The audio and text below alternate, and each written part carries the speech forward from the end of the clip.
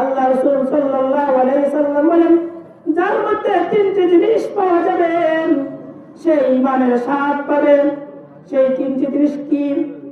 এক, আল্লাহ রাসূল সাল্লাল্লাহু আলাইহি সাল্লামকে দুনিয়ার সব কিছু থেকে বেশি ভালোবাসা।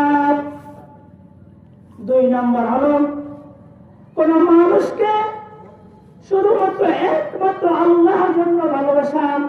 তিন নম্বর হলো কেউ কুফর থেকে ফিরে আসার পর ওই কুফরকে এমন ভাবে ঘৃণা করা যেমন কেউ আগুনে নিক্ষেপ হওয়াকে অপছন্দ করে। আল্লাহ এবং আল্লাহ রাসূলকে সবচেয়ে ভালোবাসা কি?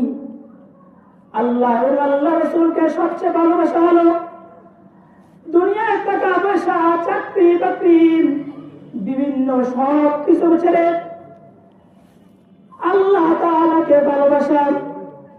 কেউ যদি আল্লাহ তাআলাকে সমস্ত কিছু থেকে ভালোবাসে তাহলে সে ঈমানের স্বাদ পাবে।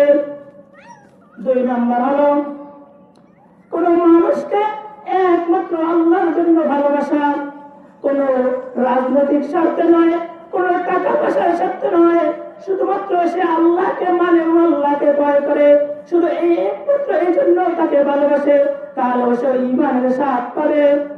আর তিন নম্বর হলো যে আল্লাহ যে ব্যক্তি কুফরি থেকে এমন ভাবে ফিরে আসে সে কুফরিকে এমন ভাবে অপছন্দ করে যেমন মানুষ অপছন্দ করে আগুনে নিক্ষেপ হওয়াকে।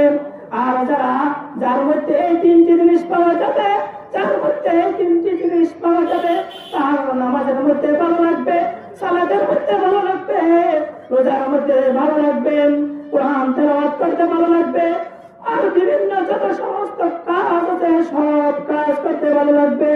তাই আমরা একজন খাঁটি মুমিন হতে চাই।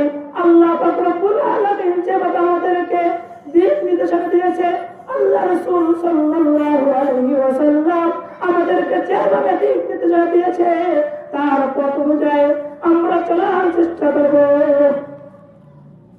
আল্লাহ পাক রব্বুল আলামিন আমাদেরকে এর উপর আমল করার তৌফিক দান করুন। আমিন। ওয়া আখিরু দাওয়ানা আলহামদুলিল্লাহি রাব্বিল আলামিন।